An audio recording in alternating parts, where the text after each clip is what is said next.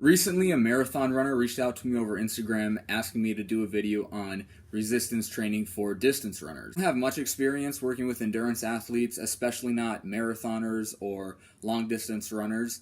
I work primarily with anaerobic sports, but I think it was really cool that a marathon runner reached out and asked me to do a video on strength training. I responded and asked if there was anything more specific that he wanted to know about the topic, and he said no, just make something that's related to long distance runners. As far as resistance training methods goes, if you're an endurance athlete, it probably doesn't matter exactly what methods you're using, as long as you're progressively overloading appropriately to improve maximal strength. It seems pretty evident in the research that improving maximal strength can lead to an improvement in running economy and increased time to exhaustion at maximal aerobic speed. But an important follow-up question to that is, does resistance training have the same positive and beneficial impacts on high-level, highly trained endurance athletes as it does on recreationally trained? Seems like it does. Now, obviously, there's a point of diminishing returns where the more trained you are, the harder it is to transfer your strength gains to your endurance performance. If you're someone who takes endurance training and endurance performance very seriously,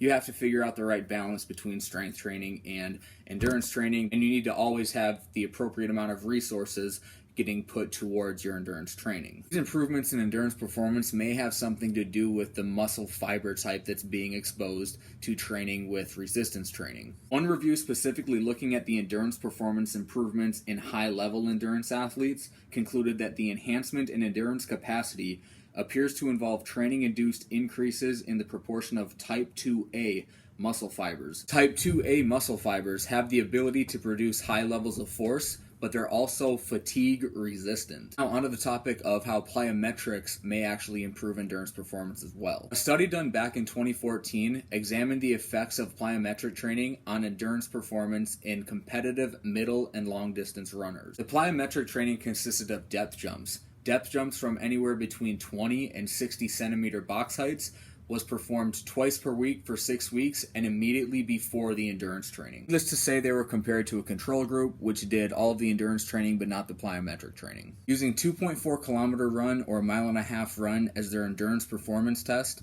after 6 weeks of plyometric training, the training group actually showed a nearly 4% improvement in their endurance task. This improvement of endurance performance could be due to the increased tendon stiffness, which could be elicited through the plyometric training. In conclusion, if you're a recreationally or competitively trained endurance athlete, I would suggest to incorporate strength training or resistance training into your normal training schedule. How it's implemented into your weekly training schedule is going to be highly individual, but as a general recommendation, I would recommend 2 to 3 days per week, incorporate full body lifts, either done before endurance training or just do your resistance training on separate days. Since you probably don't care exactly what your 1 rep max back squat is, it's probably a good idea to just rotate different squatting variations within your training.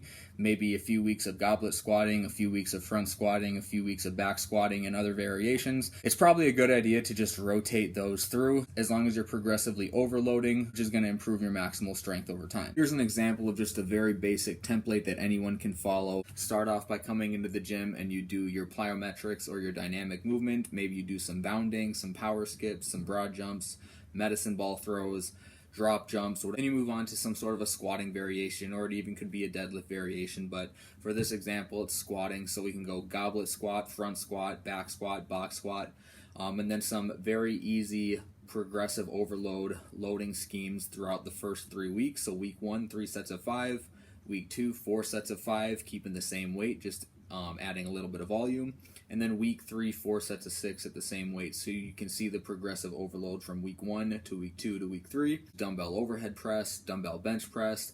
You can even use a chest press machine. It really doesn't matter as long as you're progressively overloading. Then you'll also want to add in some sort of pulling variations. So this could be a dumbbell row, a lat pull down, a landmine row, a barbell row, pull-ups, anything you like to do for some sort of pulling variation there. You also have some sort of a single leg exercise that you'd like to do. So I chose a reverse lunge here. So week 1 you could do 3 sets of 8. Week 2 you could do 3 sets of 8, but now you're elevating that front foot So maybe you're putting that front foot on a plate or on a platform just to raise it up a couple inches to make the range of motion a little bit bigger, giving yourself a little bit novel stimulus there, and you're overloading it at the same time. And then same thing with week 3. Instead of going 3 sets of 8, you can go 3 sets of 6, and now you're just using heavier weights.